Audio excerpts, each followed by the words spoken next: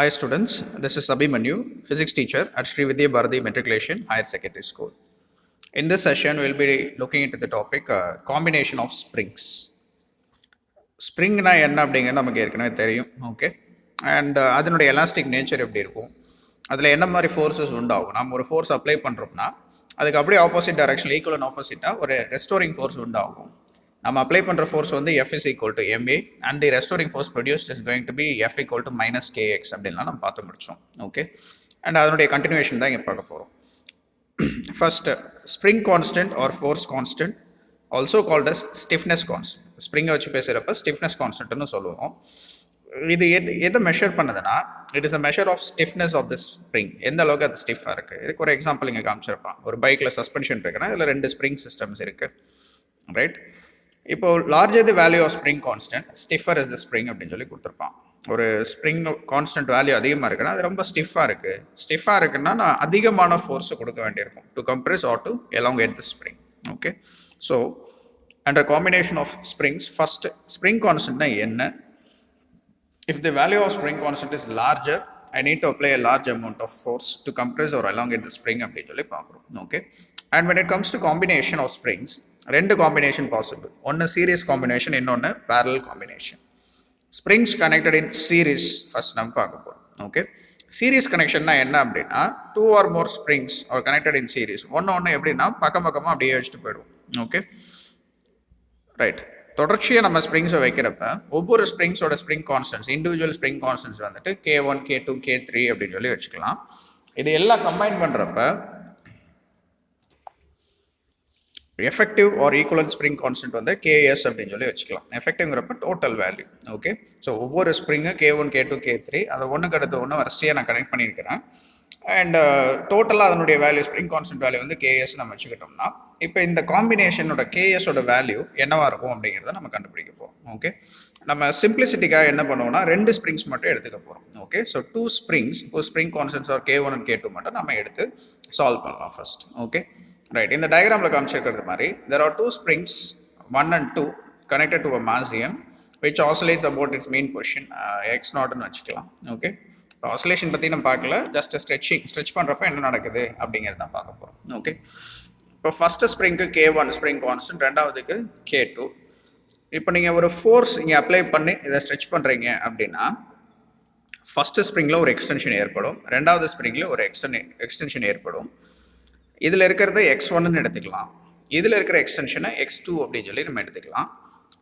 இந்த ஃபர்ஸ்ட் ஸ்ப்ரிங்கில் என்ன force act ஆகுதோ அதே ஃபோர்ஸ் தான் செகண்ட் ஸ்ப்ரிங்லேயும் ஆக்ட் ஆகும். ஏன்னா சீரியஸ் காம்பினேஷனில் இருக்குது, ஓகே. ஃபோர்ஸை ஸ்ப்ளிட் ஆகாது. இதில் ஆக்ட் ஆகிற ஃபோர்ஸ் தான் இதில் ஆக்ட் ஆகும், இந்த ஃபோர்ஸ் தான் இங்கே ஆக்ட் ஆகும், okay, right. So force remains a constant throughout the process. ஆனால் எக்ஸ்டென்ஷன்ஸ் டிஃப்ரெண்ட்டாக இருக்கும். ஃபர்ஸ்ட் இதில் X1 எக்ஸ்டென்ஷனும் செகண்டில் X2வும் ஏற்படும். ஒரே மாதிரி எக்ஸ்டெண்ட் ஆகாது அப்படிங்கிறத மைண்டில் வச்சுட்டு நம்ம இதை சால்வ் பண்ண போகிறோம், ஓகே.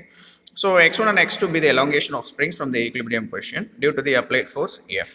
அப்போ டோட்டல் எக்ஸ்டென்ஷன் என்னவா இருக்கும்? எக்ஸுங்கிறது 2 சேர்ந்து இருக்கிற எக்ஸ்டென்ஷன் அப்படின்னு எடுத்துக்கிட்டோம்னா X is equal to X1 plus X2 அப்படின்னு சொல்லி நம்ம எடுத்துக்கலாம், ஓகே. அப்புறம் ஹூக்ஸ் லா எல்லாம் பேஸ் பண்ணி நம்ம ரெஸ்டோரிங் ஃபோர்ஸுக்கு ஒரு வேல்யூ கொடுப்போம். F is equal to minus of Kxன்னு நம்ம சொல்லுவோம். இங்கே எக்ஸுக்கு பதிலாக X1 plus X2 அப்படின்னு சொல்லி எடுத்துக்கிறோம். இந்த 2 ஸ்ப்ரிங்ஸும் சேர்ந்தாப்புல ஒரு ஸ்ப்ரிங் யூஸ் பண்ணோன்னா அதனுடைய ஃபோர்ஸ் கான்ஸ்டன்ட் அல்லது ஸ்ப்ரிங் கான்ஸ்டன்ட் Ks இருக்கணும் அப்படிங்கிறத இங்கே பார்க்கணும். இந்த சர்க்கியூட் ஈக்குவலன்ட் சர்க்கியூட் இது, ஓகே, ரைட். அப்போ F is equal to minus K, Xக்கு பதிலாக X1 plus X1 போட்டாச்சு, Kக்கு பதிலாக Ksன்னு போட்டிருக்கிறோம், ரைட். Ksங்கிறது சீரீஸ் காம்பினேஷனுடைய total spring constant value, okay. இப்போ இதில் நான் என்ன எழுதலாம்னா X1 plus X2 is equal to minus of F by Ks அப்படின்னு சொல்லி எழுதிடலாம். இது ஒரு ஈக்குவேஷன், இது அப்படியே மைண்டில் வச்சுக்கோங்க. அடுத்து இந்த ஸ்ப்ரிங்ஸ் சீரீஸ் கனெக்ஷனில் இருக்குல்ல, அதனுடைய ஃபோர்ஸுக்கு ஒரு எக்ஸ்பிரஷன் எழுதலாம். ஃபர்ஸ்ட் ஸ்ப்ரிங் மேலே இருக்கிற ஃபோர்ஸ் F தான், செகண்ட்லி F தான். F equal to minus Kx அந்த ஃபார்மேட்டில் எழுதணும்னா ஃபர்ஸ்ட் இதில் உள்ளதை minus Kx1 எழுதலாம், ரெண்டாவதுல இருக்கிறத minus K2 X2ன்னு எழுதலாம். ரெண்டுமே ஈக்குவல் டு F தான், ஏன்னா force remains a constant, okay. இப்போ இதிலிருந்து நம்ம என்ன எழுதலாம்னா X1 is equal to minus F by K1 எழுதலாம், X2 is equal to minus F by K2 அப்படின்னு சொல்லி எழுதலாம். இந்த X1 and X2 வேல்யூஸ் எடுத்து இந்த ஈக்குவேஷனில் சப்ஸ்டிட் பண்ணுங்க, ஓகே. சப்ஸ்டிட் பண்ணால் நமக்கு என்ன வரும்னா minus F by K1 minus F by K2 is equal to minus F by Ksன்னு வரும். ஃபோர்ஸ் எல்லாத்துலேயும் காமனாக இருக்குது, கேன்சல் பண்ணிடுங்க. மைனஸ் சைனும் காமனாக இருக்குது, கேன்சல் பண்ணோம்னா 1 by ks is equal to 1 by k1 plus 1 by k2 அப்படின்னு சொல்லி ஒரு எக்ஸ்பிரஷன் நமக்கு கிடைக்கும். ஓகே, ஸோ ஒரு ரெண்டு ஸ்ப்ரிங்ஸை சீரீஸ் காம்பினேஷனில் கனெக்ட் பண்ணால் அதுக்கு ஃபைனல் எக்ஸ்பிரஷன் இதுவாக தான் இருக்கும். எஃபெக்டிவ் ஸ்ப்ரிங் கான்ஸ்டன்ட்டுக்கு எக்ஸ்பிரஷன் போகும். இது 1 by ksோட வேல்யூ. அப்போ கேஎஸோட வேல்யூ என்னவா இருக்கும்னா நம்ம எல்சிஎம் எடுத்து கிராஸ் மல்டிப்ளை பண்ணி முடிக்கணும். ஓகே, அப்போ KS is equal to k1 k2 divided by k1 plus k2 newton per metre அப்படின்னு சொல்லி முடிச்சுக்கோ. ஓகே, இது ரெண்டு ஸ்ப்ரிங் உள்ள சிஸ்டம்க்கு, டூ ஸ்ப்ரிங் சிஸ்டம்க்கு. Okay, if there are n springs connected in series, இப்போ நான் என்ன சார் பண்ணுறது அப்படின்னா 1 by k1 plus 1 by k2 நிறுத்திக்கிட்டோம், அதை அப்படியே n வரையும் ப்ரொஜெக்ட் பண்ண வேண்டியது தான். அதுதான் இங்கே பண்ணியிருப்பான். ஓகே, இதை சமேஷன் ஃபார்மெட்டில் எழுதணும் அப்படின்னா summation i is equal to 1 to n 1 by ki. ஐக்கு பதிலாக 1லேருந்து n வரையும் வேல்யூஸ் போட்டு ஆட் பண்ணிங்கன்னா அதுதான் 1 by ksோட வேல்யூ வரும். ஓகே, இஃப் இன் கேஸ் எல்லா ஸ்ப்ரிங்ஸுமே ஐடென்டிக்கல்னு வச்சுக்கலாம். ஐடென்டிக்கல்னா spring constant equal. Okay, k1 k2 kn வரை எல்லாமே கேங்கிற ஸ்ப்ரிங் கான்ஸ்டன்ட்ஸில் இருக்குன்னா இப்போ 1 by ks is equal to n times 1 by kன்னு எழுதிக்கலாம், அல்லது n by kன்னு எழுதிக்கலாம். அப்போ ks is equal to என்னவா இருக்கும்னா k by n அப்படின்னு சொல்லி வந்துடும். Okay, right. ஸோ இது எல்லாமே நான் generalised expressions for effective spring constant for springs connected in series அப்படின்னு சொல்லி பார்ப்போம். Okay, right. இதில் நம்ம என்ன தெரிஞ்சுக்கிறோம் அப்படின்னா effective spring constant is lesser than the individual spring constants அப்படின்னு சொல்லி கொடுத்துருப்பான். பாருங்கள், k1 ஒரு வேல்யூ இருக்கும், k2 ஒரு வேல்யூ இருக்கும், ks ஒரு வேல்யூ இருக்கும். ksோட வேல்யூ எப்போவுமே k-ஓட ரொம்ப கம்மியாக தான் இருக்கும். ஏன்னா பாருங்கள், ks equal to k by n தானே போடுறோம். k நீங்கள் டிவைட் பண்ணால் ks கிடைக்குது உங்களுக்கு. ஓகே, அப்போ ksங்கிற வேல்யூ k-ஓட ரொம்ப கம்மியாக தான் இருக்க போகுது. ஓகே, ஸோ ஓவரால் வேல்யூ வந்து it will always be less than the individual spring constants. இதை மைண்டில் வச்சுக்கணும். அண்ட் இந்த ஈக்குவேஷன் எடுத்துக்கிறோம். k1 x1 is equal to k2 x2 இங்கேருந்து எழுதலாம், ஏன்னா சேம் ஃபோர்ஸ். ஓகே, இதை ஈக்குவேட் பண்ணோம்னா x2 by x1 is equal to k1 by k2 அப்படிங்கிற எக்ஸ்பிரஷனை நம்ம டிரைவ் பண்ணிக்கலாம். ரைட், இந்த எக்ஸ்பிரஷன் மூலமாக எலாஸ்டிக் பொட்டன்ஷியல் எனர்ஜி ஸ்டோர்டு எவ்வளோ கேல்குலேட் பண்ண போகிறோம். பொட்டன்ஷியல் எனர்ஜிக்கு ஃபார்முலா என்ன அப்படின்னா ½ kx². அப்போ ஃபஸ்ட்டு ஸ்ப்ரிங்குக்கு ½ k1 x² எழுதுவோம், x1² எழுதுவோம்.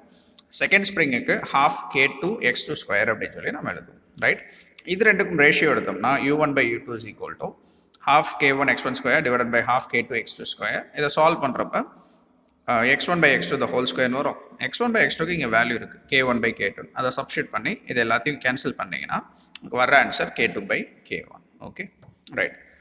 அடுத்ததான் நோட்டில் ஒரு சின்ன டாபிக் என்ன அப்படின்னா, இந்த ஸ்டிஃப்னஸ் கான்ஸ்டன்ட் k இருக்குல்ல, அதுக்கு ரெசிப்ரோக்கல் எடுத்தோம்னா அதுக்கு பேர் ஃப்ளெக்சிபிலிட்டி கான்ஸ்டன்ட் ஆர் கம்ப்ளையன்ஸ் அப்படின்னு சொல்லி பேர்.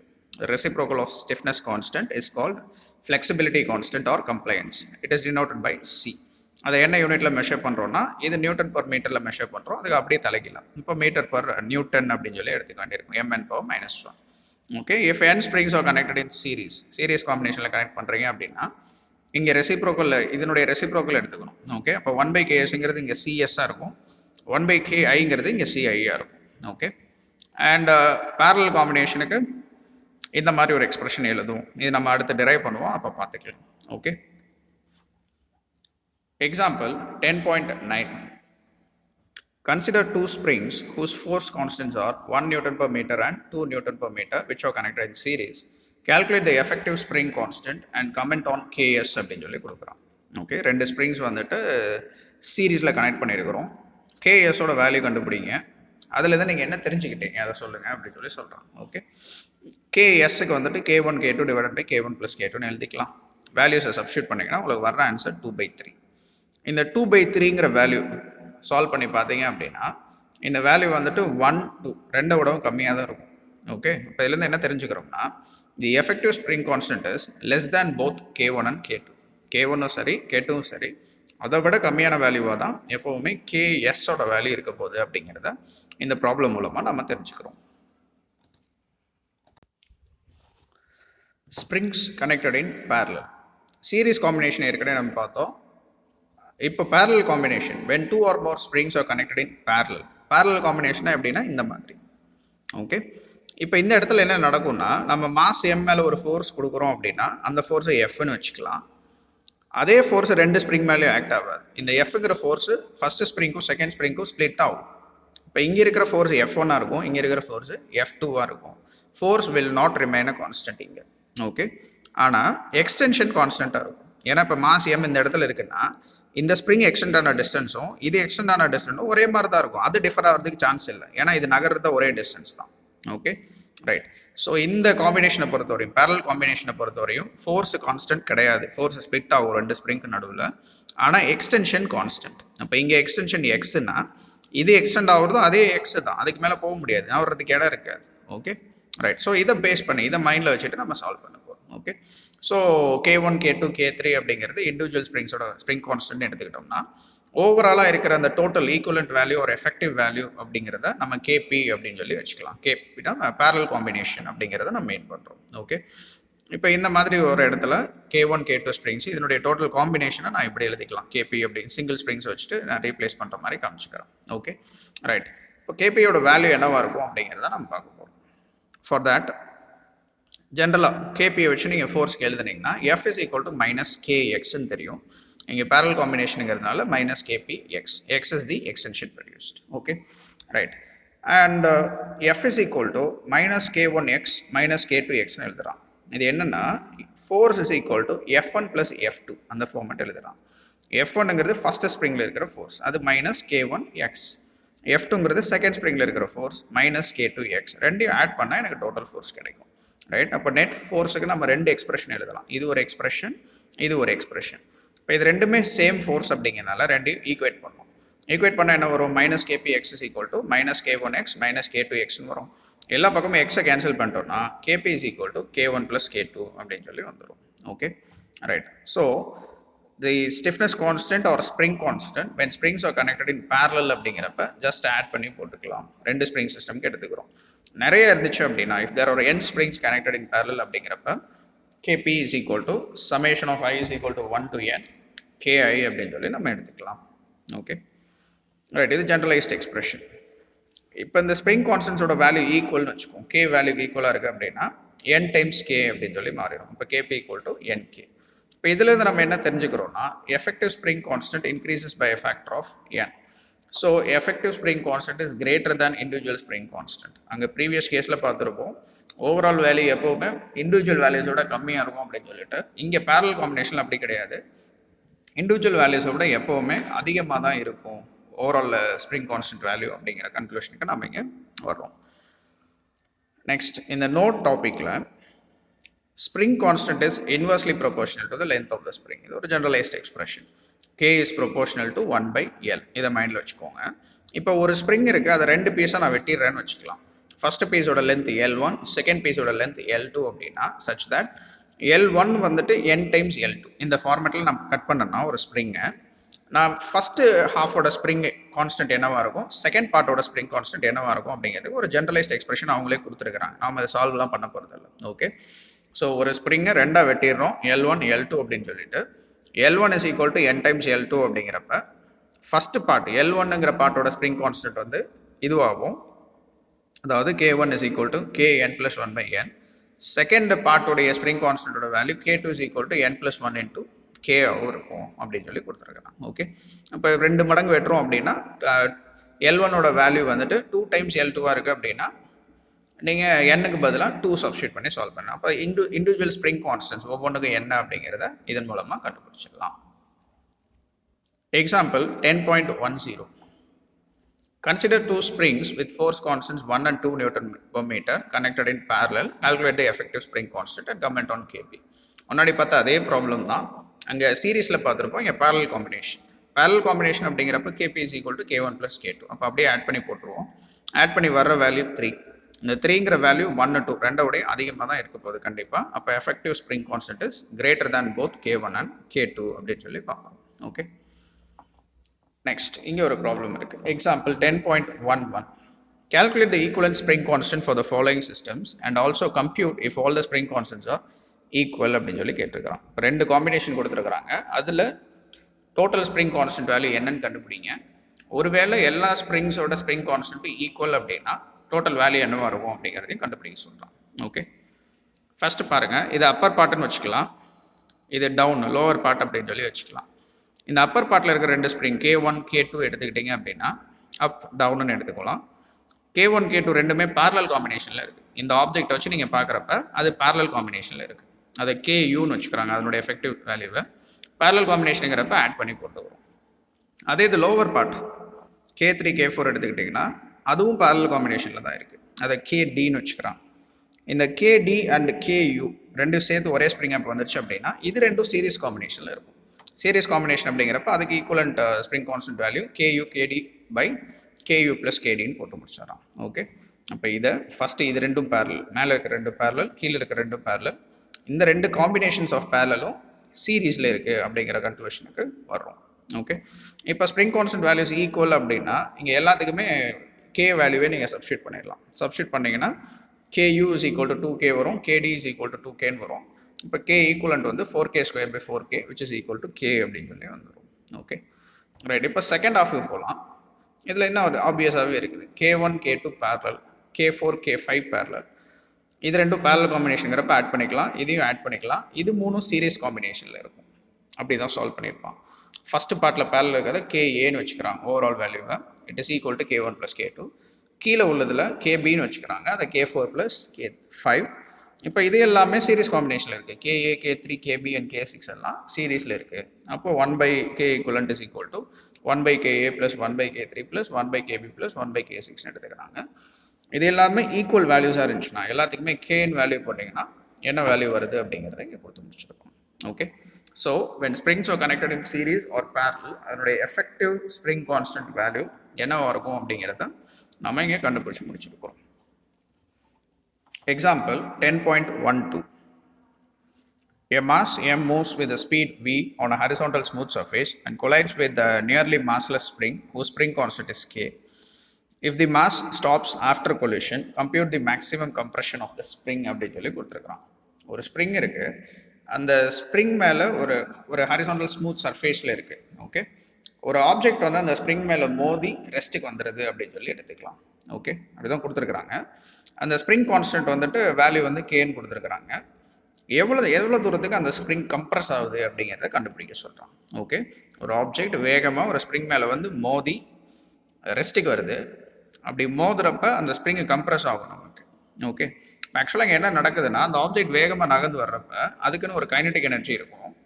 அந்த கைனடிக் எனர்ஜி இந்த ஆப்ஜெக்ட் ஸ்ப்ரிங்கு மேலே மோதுறப்ப ஸ்ப்ரிங்குக்கு பொட்டன்ஷியல் எனர்ஜியாக ட்ரான்ஸ்ஃபர் ஆகும். கன்சர்வேஷன் ஆஃப் எனர்ஜி கான்செப்ட் படி இந்த ஆப்ஜெக்டில் இருக்கிற கைனடிக் எனர்ஜி ஸ்ப்ரிங்குக்கு பொட்டன்ஷியல் எனர்ஜியாக ட்ரான்ஸ்ஃபர் ஆகிடும். அப்போ தான் அந்த ஆப்ஜெக்ட் ரெஸ்ட்டுக்கு வர முடியும். ஓகே ரைட், அப்படி ட்ரான்ஸ்ஃபர் ஆச்சு அப்படின்னா நம்ம என்ன எழுதலாம் அப்படின்னா இந்த ஆப்ஜெக்டோடைய கைனடிக் எனர்ஜி 12 mv² வந்துட்டு ஸ்ப்ரிங்கோட பொட்டன்ஷியல் எனர்ஜிக்கு ஈக்குவல்னு சொல்லலாம். ஓகே, ஸ்ப்ரிங்கோட பொட்டன்ஷியல் எனர்ஜி 12K x². இப்போ ரெண்டு ஈக்குவேட் பண்ணனா நமக்கு எக்ஸ் தான் தேவை. எவ்வளோ தூரத்துக்கு கம்ப்ரஸ் ஆகுது, கம்ப்ரெஷன் எவ்வளோன்னு தான் கேட்குறான். அப்போ எக்ஸோட வேல்யூ தேவைன்னா எக்ஸுக்கு இந்த ஈக்குவேஷனை ரீஅரேஞ்ச் பண்ணணும். இப்போ ரீஅரேஞ்ச் பண்ணோம்னா 1/2 கேன்சல் ஆகிடும், K அங்கே போயிடும், X is equal to V √of m/K அப்படின்னு சொல்லி வரும். ஓகே ரைட், இது கன்சர்வேஷன் ஆஃப் எனர்ஜி பிரின்சிபிளை பேஸ் பண்ணி எந்த அளவுக்கு கம்ப்ரஸ் ஆகுது அப்படிங்கிறத நம்ம இங்கே கண்டுபிடிச்சிருக்கிறோம். Oscillations of a simple pendulum in SHM and the loss of simple pendulum பற்றி பார்க்க போகிறோம். சிம்பிள் பெண்டுலம் அப்படின்னா ஒன்றும் இல்லை, ஒரு மாஸ், ஒரு சிமெட்ரிக் மாஸை ஒரு ஸ்ட்ரிங்கில் கட்டி தொங்க விட்டுருக்குறோம். அது தன்னுடைய மெயின் பொசிஷன்லேருந்து ஆசிலேட் ஆச்சு அப்படின்னா இது ஒரு சிம்பிள் பெண்டுலம். ஓகே, இது இங்கே இந்த மாதிரி பழங்காலத்து கிளாக்லலாம் நம்ம பார்க்கலாம். ஓகே, இப்போ இது ஈக்குலிபிரியம் ஸ்டேட்டில் இருக்குது அப்படின்னா இந்த மாதிரி ரெஸ்ட்டில் இருக்குது. இதை நீங்கள் மூவ் பண்ணுறப்ப it ஆசிலேட்ஸ் about it's main position. Okay, இப்போ இது மேலே என்னெல்லாம் ஃபோர்ஸ் ஆக்ட் ஆகுது அப்படிங்கிறத ஃபஸ்ட் நம்ம தெரிஞ்சுக்கணும். இப்போ இது ஒரு மாஸ் அப்படின்னாலே கண்டிப்பாக அது மேலே கிராவிட்டினால ஒரு ஃபோர்ஸ் ஆக்ட் ஆகும். அது எப்போவுமே டவுன்வர்ட் டைரக்ஷன், வெர்டிக்கலி டவுன்வர்ட் டைரக்ஷனில் தான் இருக்கும். அதை mg அப்படின்னு சொல்லி நம்ம வச்சுக்கலாம். ஓகே, அண்ட் இதை ஒரு ஸ்ட்ரிங்கில் கட்டி தான் நம்ம தொங்க விட்டுருக்குறோம். இப்போ ஸ்ட்ரிங்கில் கட்டியிருக்கிறோம் அப்படின்னாலே ஸ்ட்ரெச்சடு ஸ்ட்ரிங்கில் டென்ஷனல் ஃபோர்ஸ் ஒன்றும் உண்டாகும். ஓகே, இப்போ இங்கே ஓவராலாக நீங்கள் பார்த்தீங்கன்னா there are two forces acting on the mass. One of the force is the gravitational force mg, which is equal to the weight of the object, and the other force is the tension along the string அப்படின்னு சொல்லி பார்க்கணும். Okay, also இந்த object வந்துட்டு எனக்கு ஒரு curved பாத்தில் நகருது. இதை complete பண்ணிங்கன்னா ஒரு சர்க்கிளாக வரும். சர்க்குலர் பாத்தில் நகர்ற மாதிரி தான் கிட்டத்தட்ட எனக்கு. ஓகே, இப்போ இந்த சர்க்குலர் பாத்தில் ஒரு ஆப்ஜெக்ட் மூவ் ஆகுதுன்னா சென்டர் நோக்கி ஒரு சென்ட்ரிபிட்டல் ஃபோர்ஸ்னு ஒன்று இருக்கும். அதையும் நம்ம மைண்டில் வச்சுக்கணும். ஓகே ரைட், அந்த சென்ட்ரிபிட்டல் ஃபோர்ஸுங்கிறது பேசிக் ஃபோர்ஸ் கிடையாது, அதுக்கு ஏதோ ஒரு ஃபோர்ஸ் காரணமாக இருக்குது. அது என்னங்கிறத நம்ம அப்புறம் பார்க்கலாம். ஓகே, ஸோ இப்போதைக்கு ப்ரைமரி பேசிக் ஃபோர்ஸஸ் இங்கே என்னெல்லாம் இருக்குன்னா, ஒன்று கிராவிடேஷனல் ஃபோர்ஸ், வெயிட்னால உண்டாகிற கிராவிடேஷனல் ஃபோர்ஸ் அண்ட் டென்ஷனல் ஃபோர்ஸ் அப்படின்னு சொல்லி பார்க்கணும். அதுதான் இங்கே சொல்லியிருப்பான். There are two forces acting on the bob of the pendulum. One gravitational force acting on the body, which acts vertically downwards. ரெண்டாவது tension in the string T vector, which acts along the string to the point of suspension கொடுத்துருப்பான். Okay, இப்போ இந்த gravitational force எம்ஜியை நம்ம ரெண்டு காம்பனண்ட்டாக பிரிக்க போகிறோம். ஒன்று normal component, இன்னொன்று டான்ஜென்ஷியல் காம்பனண்ட். ஓகே, நார்மல் காம்பனண்ட்டுங்கிறது என்ன அப்படின்னா, the component along the string but in opposition to the direction of tension, FAS. Force ஏஎஸ்னா அலாங் த ஸ்ட்ரிங்னு எடுத்துக்கலாம். Okay, force along the string, இந்த ஸ்ட்ரிங்கோட டைரக்ஷனில் இருக்கக்கூடிய ஃபோர்ஸை நம்ம எடுத்துக்கிறோம். இந்த எம்ஜியை ரெண்டு காம்பனண்ட்டாக பிரிக்கலாம். ஒன்று எம்ஜி காஸ் தீட்டா, இன்னொன்று mg sine theta. Mg cos theta ஸ்ட்ரிங்கோட டைரக்ஷனில், அந்த டென்ஷனுக்கு அப்படியே opposite direction along the string இருக்குது. எம்ஜி சைன் தீட்டா ஸ்ட்ரிங்குக்கு பர்பண்டிகுலர் டைரக்ஷனில் இருக்குது, அதாவது டான்ஜென்ஷியல் டைரக்ஷனில் இருக்குது. Okay, right. ஸோ இதை FAS எம்ஜி காஸ் தீட்டான்னு வச்சுக்குவோம். FPS, பிஎஸ்னா பர்பண்டிகுலர் டு த ஸ்ட்ரிங் அப்படின்னு சொல்லி எடுத்துக்கிறோம். ஸ்ட்ரிங்குக்கு பர்பண்டிகுலர் டைரக்ஷனில் எம்ஜி சைன் தீட்டா இருக்குது. ஓகே, இதை டான்ஜென்ஷியல் காம்பனண்ட்னு சொல்கிறோம். ஓகே, ஸோ ஃபோர்ஸஸ் அப்படின்னு பார்க்குறப்ப எம்ஜி டி டென்ஷன் ரெண்டு ஃபோர்ஸ் இருக்குது. அதில் எம்ஜியை ரெண்டாக பிரிச்சுக்கிறோம். ஒன்று normal component mg cos theta, இன்னொன்று perpendicular tangential component mg sine theta.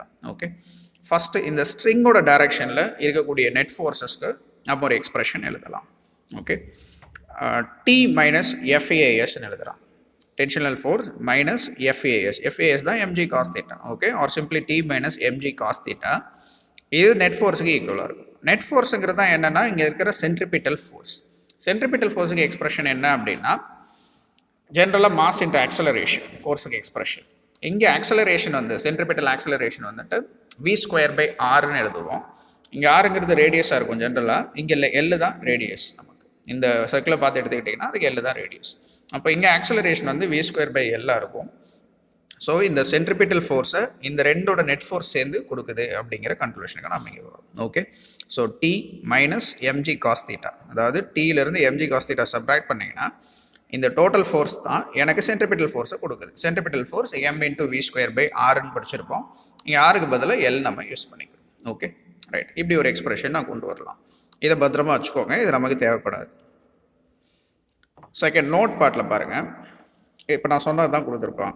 Net force F = m × A vector தான். இந்த இடத்துல A vector is equal to the centripetal force. m × A வெக்டருங்கிறது சென்ட்ரிபிட்டல் ஃபோர்ஸை குறிக்குது. இப்போ m × V²/L அப்படிங்கிறது தான் பாபோட ஆசிலேஷனுக்கு அங்கே சென்டர் நோக்கி இருக்கிற ஃபோர்ஸாக இருக்குது அப்படின்னு சொல்லி கொடுத்துருப்பான். Okay, right. இப்போ அடுத்த சைடுக்கு வரலாம். எங்கே சார் அப்படின்னா, பர்பண்டிகுலர் டு த ஸ்ட்ரிங் ஒரு ஃபோர்ஸ் இருக்குல்ல, mg sin theta. இதுதான் இந்த பாப் இப்படி நவறதுக்கு காரணமாக இருக்குது. ஓகே, இது நீங்கள் இந்த ஃபோர்ஸ்னால ஒரு ஆக்சலரேஷன் எனக்கு உண்டாகும். அந்த ஆக்சலரேஷனை வச்சு நீங்கள் ஃபோர்ஸான எக்ஸ்பிரஷன் எழுதுனீங்கன்னா மாஸ் இன்ட்டு ஆக்சலரேஷன் m × Aன்னு எழுதுவீங்க. ஆக்சலரேஷனை d²s/dt² எழுதலாம். எஸ்ங்கிறது டிஸ்பிளேஸ்மெண்ட். ஓகே, ஸோ அந்த பர்பண்டிகுலர் டைரக்ஷனில், அந்த ஸ்ட்ரிங்குக்கு பர்பண்டிகுலர் டைரக்ஷனில் உண்டாகிற ஃபோர்ஸ் தான் mg sin theta. அது ரெஸ்டோரிங் ஃபோர்ஸ் ஆக்ட் ஆகும். அந்த ரெஸ்டோரிங் ஃபோர்ஸுக்கு எதுக்கு ஆப்போசிட் ஆக்ட் ஆகும்னா, நம்ம இன்னொரு ஃபோர்ஸ் அங்கே பாபை மூவ் பண்ணுறதுக்கு தேவையான ஃபோர்ஸுக்கு ஈக்குவலாக இருக்கும். அந்த ஃபோர்ஸ் தான் m × ஆக்சலரேஷன், MAயாக இருக்கும். ஆக்சலரேஷனுக்கு பதிலாக d²s/dt² போட்டுரும் பேஸ்ட் ஆன் டிஸ்பிளேஸ்மெண்ட். இப்போ நெட் ஃபோர்ஸ் இது ரெண்டு எடுத்துக்கிட்டிங்கன்னா, இது அப்ளைட் ஃபோர்ஸ்னு எடுத்துக்கிட்டிங்கன்னா, FPSங்கிறது ரெஸ்டோரிங் ஃபோர்ஸாக இருக்கும். அப்ளைட் ஃபோர்ஸும் ரெஸ்டோரிங் ஃபோர்ஸும் எப்போவுமே ஒன்று கேன்சல் பண்ணும். ஐ மீன் அது ஒரு ஈக்குவல் அண்ட் ஆப்போசிட். ஓகே, அப்போ அது ரெண்டையும் ஆட் பண்ணிங்கன்னா உங்களுக்கு 0 தான் வரும். Right. So m × acceleration or d²s/dt² plus FPS is equal to 0. இதை ரீஅரேஞ்ச் பண்ணி எழுதுனீங்கன்னா m × d²s/dt² மைனஸ் FPS அப்படின்னு சொல்லி நம்ம எழுதலாம். FPSோட value force perpendicular to the ஸ்ட்ரிங்கோட வேல்யூ mg sin theta. இதில் நீங்கள் கேன்சல் பண்ணிடலாம். ரைட்.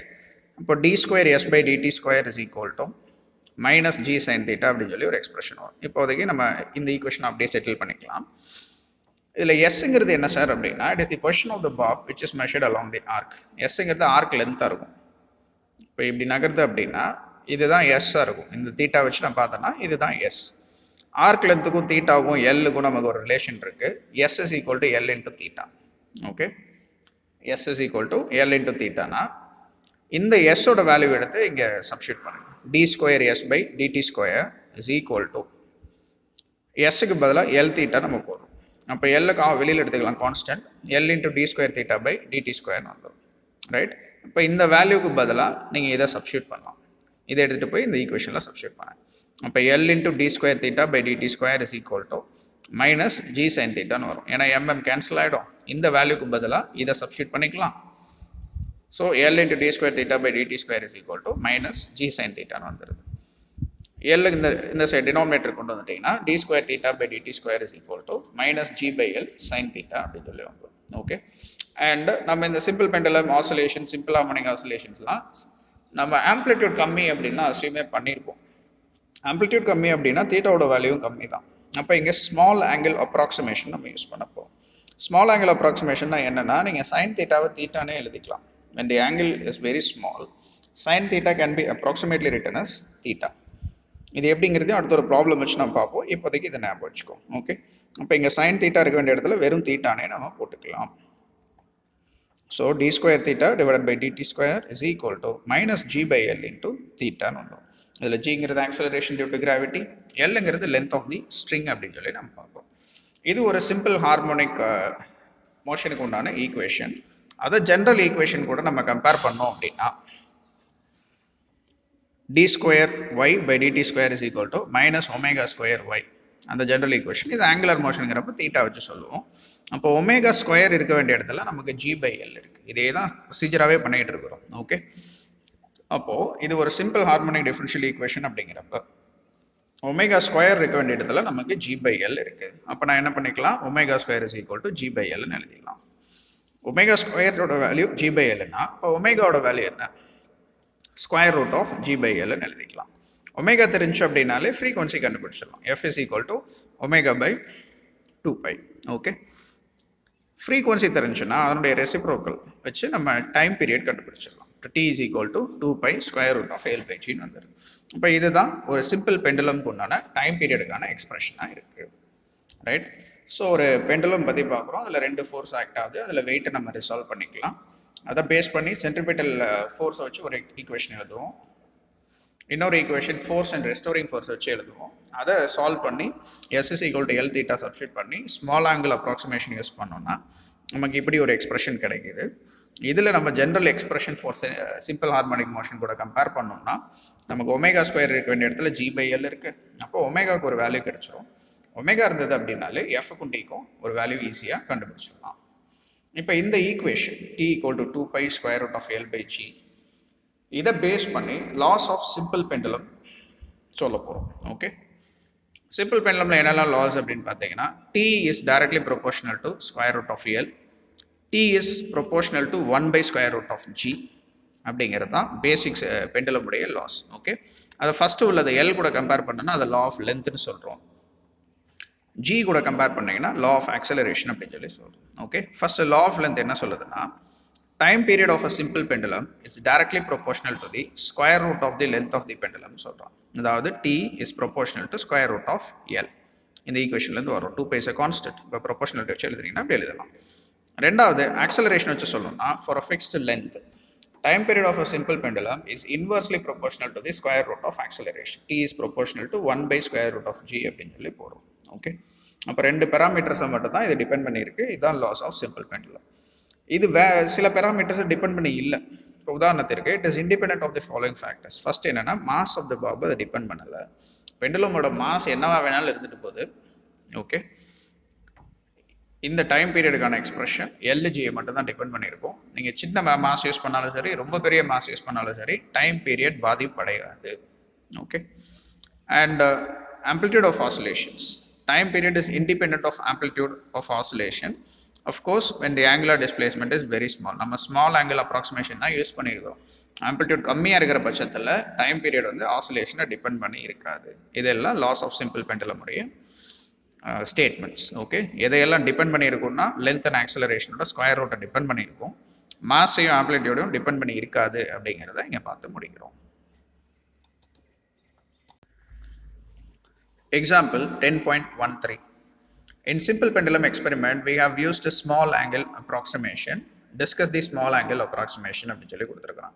ஸ்மால் ஆங்கிள் அப்ராக்சிமேஷனுங்கிறப்ப என்ன சொன்னோம்னா சைன் தீட்டாவை அப்ராக்சிமேட்டாக தீட்டான்னு எழுதிக்கலாம் அப்படின்னு சொல்லி சொல்லியிருந்தோம்.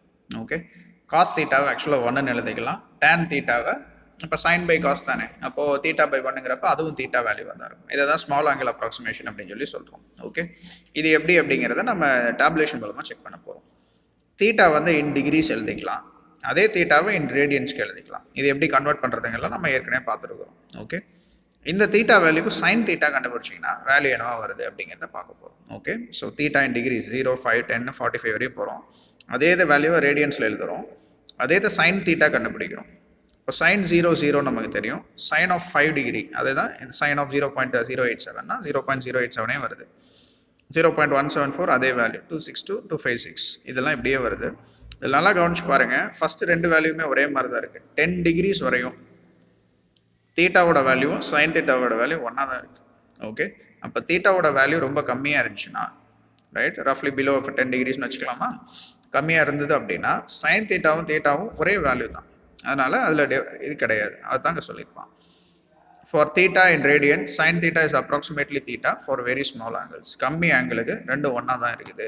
இதுதான் ஸ்மால் ஆங்கிள் அப்ராக்சிமேஷன் அப்படின்னு சொல்லி சொல்கிறோம். ஓகே, இதையே நம்ம கிராஃப் மூலமாகவும் காமிச்சிருப்பான். ஓகே, இப்போ நீங்கள் கிராஃபில் இப்படி பிளாட் பண்ணிட்டு வர்றப்ப y is equal to தீட்டான்னு எடுத்துக்கிட்டிங்கன்னா இங்கே ரெண்டுமே ஒரே மாதிரி தான் இருக்குது அப்படிங்கிறத இங்கே சொல்லியிருப்பான். வேல்யூ அதிகமானாதான், தீட்டாவோட வேல்யூ அதிகமானாதான் இந்த வேல்யூஸ் வந்து மாறுது. அன்டில் தென் இது வந்துட்டு ஒரு ஸ்ட்ரெயிட் லைன் கிராஃப் மாதிரி தான் இருக்குது. அப்போது ஸ்மால் ஆங்கிள்ஸை பொறுத்தவரையும் சைன் தீட்டாவும் ஒன்று தான் அப்படிங்கிற கன்க்ளூஷனுக்கு நம்ம வரணும். அடுத்து இங்கே ஒரு டிஸ்கஷன் இருக்கும், pendulum length due to effect of temperature. இப்போ நம்ம இவ்வளோ நேரம் பார்த்ததெல்லாம் பெண்டுலமில் நார்மல் டெம்பரேச்சர், ரூம் டெம்பரேச்சரில் தான் பார்த்தோம். இப்போ ஒருவேளை டெம்பரேச்சர் நம்ம கொடுக்குறோம், அது மீன் ஹீட்டு கொடுக்குறோம், டெம்பரேச்சர் அதிகமாகிடுச்சு அப்படின்னா அந்த ஸ்ட்ரிங் வந்துட்டு ஒரு மெட்டலில் செய்யப்பட்டிருக்கு அப்படின்னு எடுத்துக்கிட்டிங்கன்னா அதனுடைய லென்த்தில் எஃபெக்ட் ஏற்படும். அது ஒரு மெட்டலில் செய்யப்பட்டிருக்குன்னா அந்த லென்த் எஃபெக்டை நம்ம இதெல்லாம் வச்சு கோஎஃபிஷியன்ட் ஆஃப் லீனியர் எக்ஸ்பான்ஷனை வச்சு சொல்கிறோம். ஓகே, இது ப்ரீவியஸ் டாப்பிக்கில் நம்ம பார்த்த ஒரு விஷயம், தெர்மல் எக்ஸ்பான்ஷன் அப்படிங்கிற டாப்பிக்கில் நம்ம பார்த்துருப்போம் 9th லெசனில். இப்போ அதை பேஸ் பண்ணி ஆரம்பத்தில் இருந்த லென்த் வந்து L0ன்னு எடுத்துக்கிட்டோம்னா, L0 வந்து ஒரிஜினல் லென்த்னு எடுத்துக்கிட்டிங்கன்னா அண்ட் L இது ஃபைனல் லென்த் அப்படின்னு சொல்லி எடுத்துக்கிட்டோம்னா L is equal to L0 into 1 plus alpha del t அப்படின்னு சொல்லி நம்ம எடுத்துக்க வேண்டியிருக்கும். Okay, right. இப்போது இது டைம் பீரியட் எப்படி பாதிக்குது அப்படிங்கிறத பார்க்கலாம். t is equal to 2 pi square root of L by G which is equal to 2 pi square root of L0 into 1 plus alpha del t divided by G போகிறோம். அதாவது Lக்கு பதிலாக இந்த வேல்யூ சப்ஸ்டியூட் பண்ணுறோம். இந்த ஸ்கொயர் ரூட்டை split பண்ணி இப்படியும் நம்ம எழுதிக்கலாம். அப்போ square root of 1 plus alpha del t மட்டும் பிரிஞ்சிருது. இதை வந்துட்டு நான் இப்படி எழுதுறேன், 2 pi square root of L0 by Gங்கிறது தான் பழைய டைம் பீரியட், அதை T0 அப்படின்னு சொல்லி வச்சுக்கிறோம். So T is equal to T0 into 1 plus alpha del t the whole power 1/2ன்னு வந்துடுது. இப்போ T0 அப்படியே இருக்கட்டும், இந்த 1 plus alpha del t the whole power 1/2ங்கிறது 1 plus x the whole power n அந்த ஃபார்மெட்டில் இருக்குது. இது பைனாமியல் தியரம் படி எக்ஸ்பிளைன் பண்ணோம்னா 1 plus nx ஃபார்மெட்டில் வரும். அப்போ 1 plus 1/2 alpha del t அப்படின்னு சொல்லி அதை நிற்கும். Okay, right. இந்த T0 இந்த சைடு கொண்டு வாங்க, அப்போ T by T0ன்னு வரும். 1 மறுபடியும் அங்கே கொண்டு போனீங்கன்னா -1ன்னு வரும். that will be equal to 1/2 alpha del t. Okay, இந்த T by T0 -1 எப்படி எழுதலாம், T minus T0 by T0ன்னு எழுதலாம். T minus T0ங்கிறத del t அப்படின்னு சொல்லி நம்ம எழுதிக்கலாம். ஓகே, அப்போ del t by T0 is equal to 1/2 alpha del t அப்படிங்கிறது தான் நம்ம சேஞ்ச் இன் லென்த்னால ஏற்படக்கூடிய விளைவை பற்றி பார்க்கலாம். ஓகே, எக்ஸாம்பிள் 10.14 பார்க்கலாம்.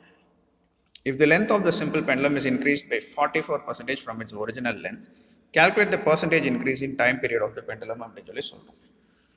ஜென்ரலாக பாருங்கள், t is proportional to square root of L or t is equal to constant times square root of L. அப்போ நம்ம என்ன எழுதலாம் அப்படின்னா t final by ti is equal to new value of L divided by L அப்படின்னு சொல்லி எழுதலாம். அது square ரூட்டுக்குள்ளே இருக்கும். ஓகே, ஃபைனல் வேல்யூவை tfன்னு வச்சுக்கலாம், இனிஷியல் வேல்யூவை tiன்னு வச்சுக்கலாம்.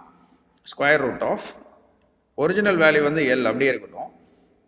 இப்போ புது வேல்யூ ஃபைனல் வேல்யூ வந்து என்ன ஆகுதுன்னா லென்த் இன்க்ரீஸ் ஆகுதுனால மாறுது. எந்த அளவுக்கு லென்த் இன்க்ரீஸ் ஆகுதுன்னா 44% ஆஃப் ஒரிஜினல் வேல்யூக்கு இன்க்ரீஸ் ஆகுதுன்னு சொல்கிறோம். 44% அப்படிங்கிறப்ப ஏற்கனவே ஒரு எல் இருக்குது ப்ளஸ் 44% ஆஃப் எல். 44% அப்படிங்கிறது 44/100. ஓகே, அப்போ இந்த புது எல் வேல்யூ மேலே எழுதுறோம்ல டிஎஃப் பை டிஐயில் டிஐயில் வெறும் எல் தான். டிஎஃப் அப்படிங்கிறப்ப ஏற்கனவே ஒரு எல் ப்ளஸ் 44% ஆஃப் எல். 44% அப்படிங்கிறப்ப 44/100 இன்ட்டு எல்னு போட்டுருவோம். ஸ்கொயர் ரூட்டில் இருக்குது இது எல்லாமே.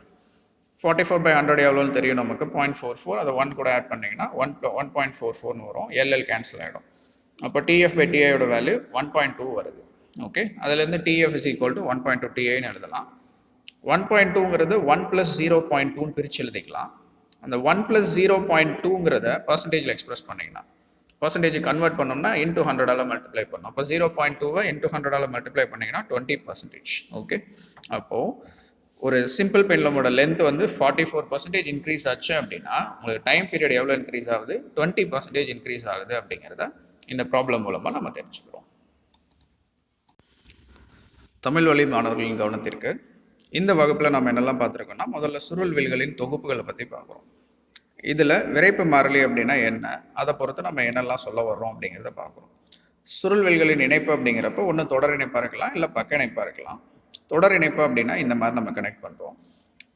K1 K2 X1 X2ன்னு மாறிடும். ஒரே விசை தான் இங்கே செயல்படும். அப்போ ரெண்டுலையுமே ஒரே மாதிரியான விசை செயல்படுது அப்படிங்கிறத வச்சு சமன்பாடுகள் நம்ம போடுவோம். இப்போ மொத்த நீட்சி அப்படிங்கிறது எக்ஸுக்கு வந்து X1 + X2 நம்ம எடுத்துக்குவோம். அப்போ F = -KXன்னு வரும். எக்ஸுக்கு பதிலாக இந்த மதிப்பை போட்டு இப்படி ஒரு சமன்பாடு எழுதிடலாம். விசைக்கான சமன்பாடை வச்சு F = -K1 X1. அதே விசை தான் ரெண்டாவது சுருள்வில்லையும் செயல்படும். இப்போ -K2 X2ன்னு போடுறோம். இதிலிருந்து X1க்கு ஒரு மதிப்பு, X2க்கு ஒரு மதிப்பு வந்துடும். இதை எடுத்து இந்த ஈக்குவேஷனில் போட்டோம்னா இப்படி ஒரு சமன்பாடு நமக்கு கிடைக்கும். இதை நம்ம இந்த மாதிரியும் எழுதிக்கலாம் அப்படிங்கிறத பார்த்தோம். இரண்டிற்கும் மேற்பட்ட சுருள்வில்கள் இணைக்கப்பட்டிருக்கும் பொழுது என்ன சார் பண்ணுறது அப்படின்னா, 1/KS = 1/K1 + 1/K2 + 1/K3ன்னு வரும். இதை மொத்தமாக எழுதுகிறப்ப இந்த மாதிரி பொதுவான ஒரு சமன்பாடு மூலமாக எழுதலாம்.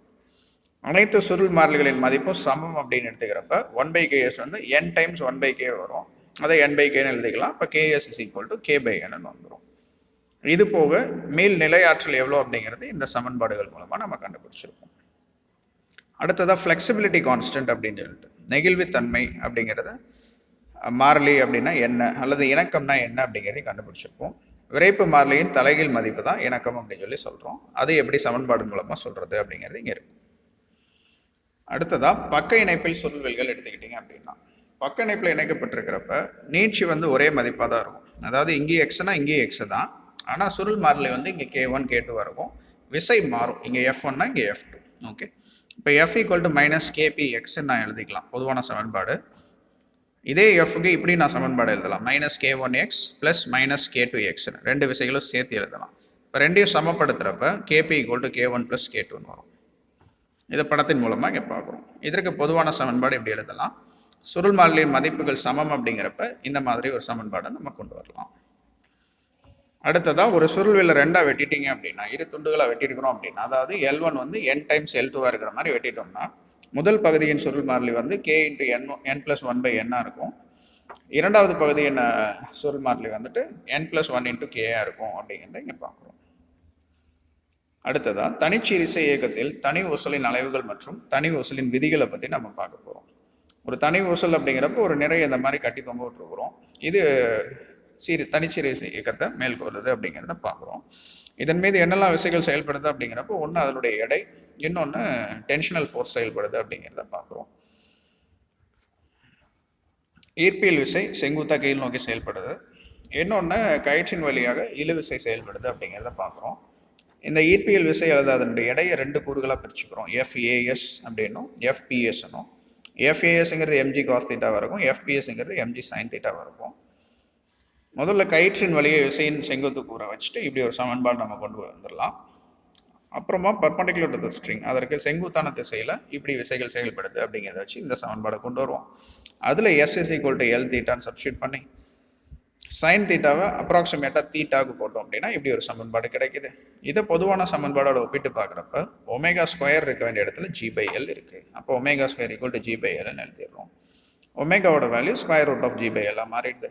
ஒமேகா தெரிஞ்சது அப்படின்னா, கோண அதிர்வெண் தெரிஞ்சது அப்படின்னா, அதிர்வெண் என்ன, அலைவு நேரம் என்ன அப்படிங்கிறத கண்டுபிடிக்கிறதுக்கு நமக்கு சமன்பாடுகள் இருக்குது. அதன் மூலமாக கண்டுபிடிச்சிருக்கோம். அப்போ இந்த சமன்பாடை வச்சு தனி ஊசலின் விதிகளை சொல்கிறோம். டி ஆனது ஸ்கொயர் ரூட் ஆஃப் எல்லுக்கு நேர் விகிதத்தில் இருக்குது அப்படிங்கிறது நீளத்தின் விதியாக இருக்கும். டி ஆனது ஸ்கொயர் ரூட் ஆஃப் ஜிக்கு எதிர் விகிதத்தில் இருக்குது அப்படிங்கிறது முடுக்கத்தின் விதியாக இருக்கும். மற்றும் இந்த டி ஆனது வந்துட்டு ஊசல் குண்டின் நிறை, அலைவுகளின் வீச்சு இவற்றை சார்ந்து இருக்காது அப்படிங்கிறதையும் நீங்கள் பார்க்குறோம். அடுத்து வெப்பநிலையினால் தனி ஊசலின் நீளத்தில் ஏற்படும் விளைவு. வெப்பநிலை மாறும் பொழுது நீட்சி ஏற்படும், எக்ஸ்பான்ஷன் ஏற்படும். அதுக்கு ஒரு சமன்பாடு L=L0. இது போன யூனிட்லேயே நம்ம படிச்சிருக்கோம். இதை கொண்டு வந்துட்டு நம்ம அலைவு நேரத்திற்கான சமன்பாட்டில் சப்ஸ்டியூட் பண்ணி அதில் சில மாற்றங்கள்லாம் கொண்டு வந்தோம்னா ΔT/T0 1/2 ஆல்ஃபா ΔT அப்படின்னு சொல்லி வருது. இப்போ இதுக்கு இந்த சமன்பாடுக்கு ஏற்ற மாதிரி மாறுபடுது அப்படிங்கிறத நாம் இங்கே பார்த்து முடிச்சிருக்கிறோம். And that's the end of this session, my dear students. If you have any doubts, please feel free to contact your respective teachers. Thank you. நன்றி.